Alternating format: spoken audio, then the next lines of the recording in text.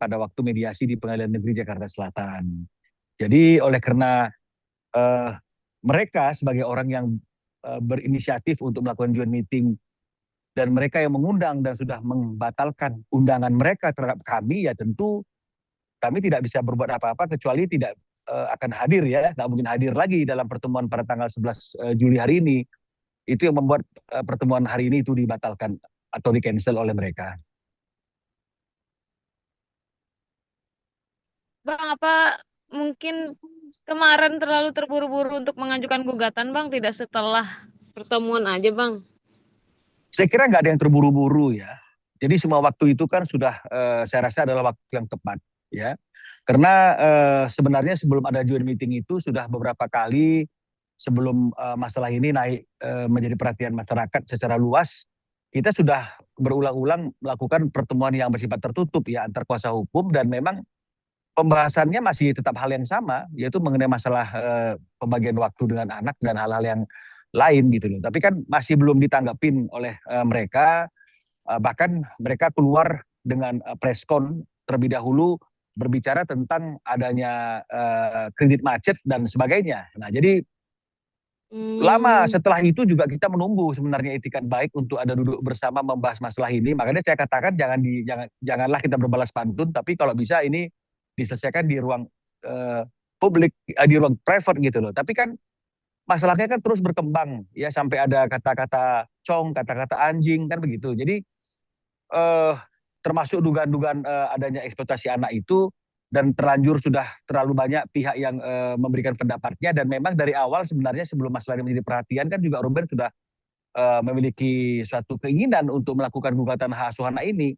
Jadi memang itu adalah suatu pekerjaan atau suatu upaya yang memang sudah direncanakan lama-lama, dan timingnya memang pada waktu setelah adanya undangan joint meeting. Jadi nggak ada yang istilahnya itu terlalu terburu-buru ya. Karena seperti yang kami sampaikan itu, janganlah artinya itu undangan joint meeting itu juga dipakai sebagai alat untuk membuat Ruben terbatas untuk melakukan upaya hukum yang ingin dia lakukan demi mempertahankan kepentingan hukum anak-anaknya. Dan seperti yang saya katakan juga, kalaupun nanti misalnya pertemuan joint meeting itu antara Ruben dengan S ya, dengan kuasa hukumnya, bukankah ini mengulang lagi apa yang sudah pernah terjadi, apa yang sudah pernah dilakukan, yang melahirkan Akta 39 yang dibuat oleh notaris tapi tidak ditaati. Jadi memang menurut pendapat kami, upaya yang kami lakukan ini adalah upaya yang paling hmm. tepat untuk mempertahankan kepentingan hukum Ruben Onsu ya, dan juga kepentingan hukum anak-anak untuk bisa saling berkumpul, dan juga tentunya adalah karena adanya dugaan eksploitasi anak tadi itu. Bang, ini bukan ya join join ini bukan pertemuan yang pertama gitu ya, Bang. Sudah beberapa kali juga ada pertemuan tertutup dan sebelum pembahasan ya, sebelum masalah ini menjadi ramai kan kita sudah beberapa ya. kali bertemu kan untuk membahas beberapa hal ya, terutama tentu adalah hal yang berkaitan dengan masalah jadwal untuk berkumpul dengan anak-anak itu yang tidak terus terrealisasi, dan juga kemudian tentang bagaimana itu uang nafkah itu kan harus, kalau menurut Akta 39 kan disampaikan, wajib untuk disampaikan terlebih dahulu dan kemudian didiskusikan. Tapi kan pola yang sekarang ini dibuat oleh mereka itu kan seperti invoice gitu loh. Sementara kan kalau uang biaya pendidikan nafkah anak itu kan pasti sifatnya fix ya. Coba tunjukkan mana ada orang yang sudah bercerai biaya nafkah anaknya itu tiap bulan berubah ya. Hmm. Tanya aja misalnya, maaf Sule misalnya, apakah dia berubah-ubah untuk memberikan uang nafkah anaknya, atau mungkin pihak-pihak lain yang mengalami perceraian? Tidak. Biaya pendidikan dan pemeliharaan anak itu pasti akan fixed cost. Kalaupun memang misalnya ada perubahan karena sesuatu dan lain hal, pasti itu adalah melalui diskusi. Kalau sekarang kan tidak. Ini kan seperti invoice gitu ya, diberikan tagihan dan rincian yang nggak bisa ditanya bagaimana itu penjelasannya, dan kita harus Ruben harus membayarkan kan begitu. Sementara ada hal-hal yang menurut Ruben juga itu tidak ada penjelasannya, dan bukanlah merupakan item yang dapat dikategorikan sebagai biaya pemeliharaan dan pendidikan anak. Karena kalau biaya pemeliharaan dan pendidikan anak ini kan harus berdasarkan diskusi dari kedua orang tuanya, bukan Iya. merupakan keputusan sepihak. Apalagi kalau kemudian dikatakan reimburse. Nah, dari kata-kata reimburse itu aja kan sudah pasti bahwa semua pengeluaran itu kemudian di-reimburse kepada Ruben Onsu. Padahal kan itu tidak sesuai dengan apa yang disampaikan dan disepakati di dalam Akta 39. Apa aja, Bang, yang nggak masuk di akal, Bang? biayanya yang Ya harus banyak dikeluarkan. lah ya, tidak bisa saya perinci ya. Sekarang ini nggak bisa saya perinci ya. Jadi kreditnya macet gitu Bang, alasan pihak sana ya Bang. Loh ini kalau lompat kita nih, kalau bicara masalah kredit, kita bicara masalah anak kan gitu. Kita bicara mengenai masalah anak, bicara mengenai masalah nafkah anak yang harusnya polanya disampaikan dan didiskusikan, tapi yang mereka Iya, bahas kan sesuatu yang lain gitu loh. Ini kan yang iya. nggak sinkron. Oke, baik.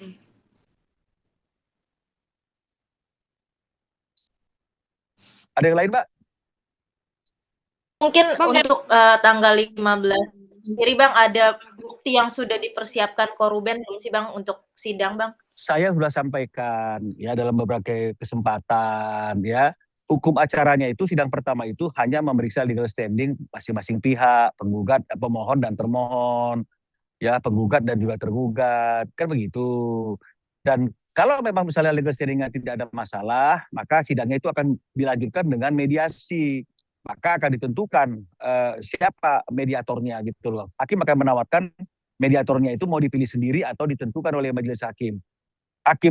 Mediator itu dari hakim atau non hakim. Nah, jadi itu masih agenda awal. Kalau bukti itu kan nanti ya setelah prosesnya itu berlangsung beberapa tahapan baru kita bicara masalah bukti. Jadi belum ada itu bukti dibuktikan di sidang pertama gitu loh. Kalau dikatakan ditanyakan apakah ada bukti-buktinya ya tentu. Bagaimana kita membuat suatu gugatan kalau misalnya kemudian kita tidak ada bukti-buktinya kan berarti kan konyol nih. Nah, cuma apa itu buktinya nantilah pada waktu agenda pembuktian kita akan sampaikan.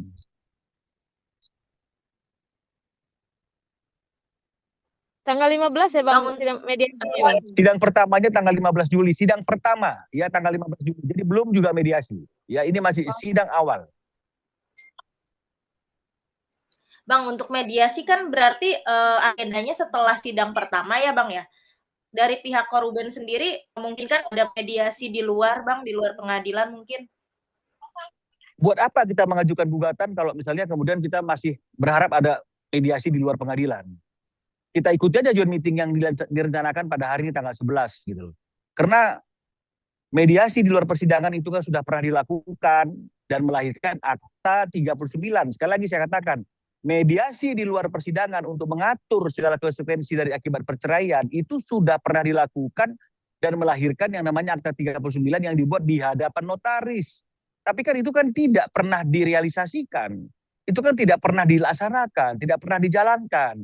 Kalau itu dilaksanakan dan dijalankan, saya kira nggak akan ada masalah seperti hari ini.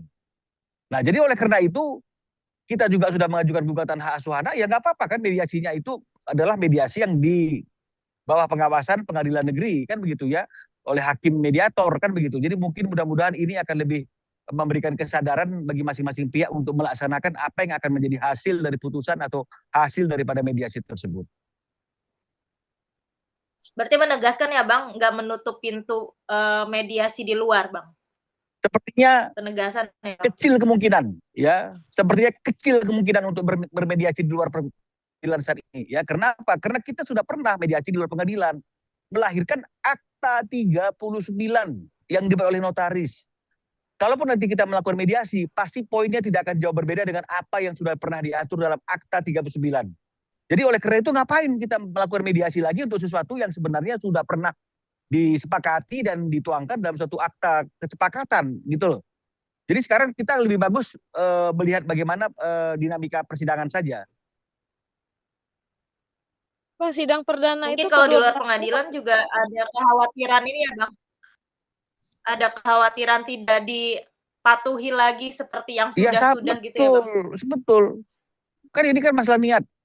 Ya, kalau memang niatnya baik, harusnya Akta 39 itu sudah cukup jelas kok. Ada pembagian waktu, ya tentang 2-3 hari dalam seminggu. Ada juga mekanisme tentang masalah biaya pendidikan dan anak itu disampaikan terlebih dahulu dan kemudian didiskusikan. Tapi kan ini semuanya tidak ada.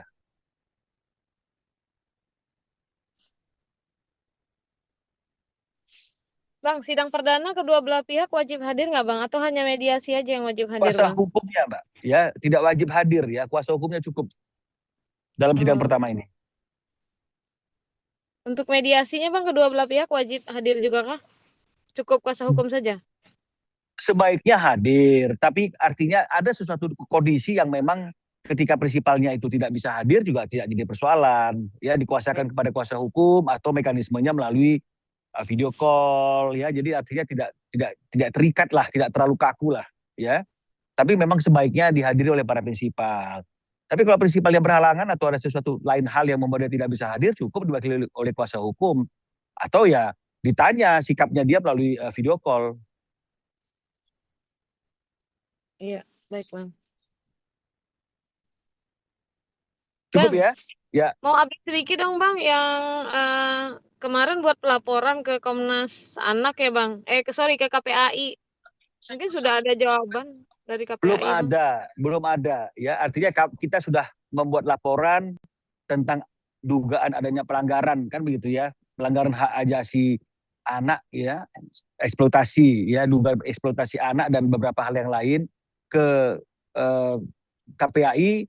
Sekarang tinggal KPAI bagaimana mereka memproses laporan kami itu dan kemudian memanggil orang-orang yang dilaporkan, yang diadukan, dan kemudian memberikan satu hasil rekomendasi atau apapun namanya. Tapi sampai hari ini kami masih belum menerima panggilan, informasi, rekomendasi atau apapun dari KPAI. Tapi putusan KPAI itu bisa menjadi barang bukti atau saksi untuk di pengadilan nanti nggak sih Bang? Atau seperti apa Bang? Bisa saja. Artinya itu menjadi salah satu pendukung gugatan yang kami ajukan. Jadi ada kemungkinan pihak KPAI bisa saja menjadi saksi nanti di persidangan ya Bang? Tidak menutup kemungkinan, ya. Tidak menutup kemungkinan.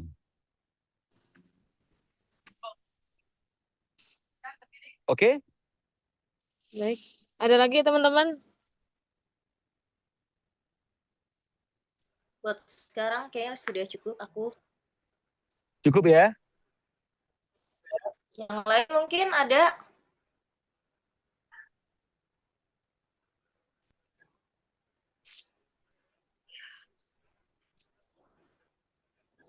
Oke Mbak, kalau nggak ada kita akhiri ya. Ya. Baik Bang, makasih Bang Winola. Selamat liburan Bang. Ya, makasih. Kapan Bang?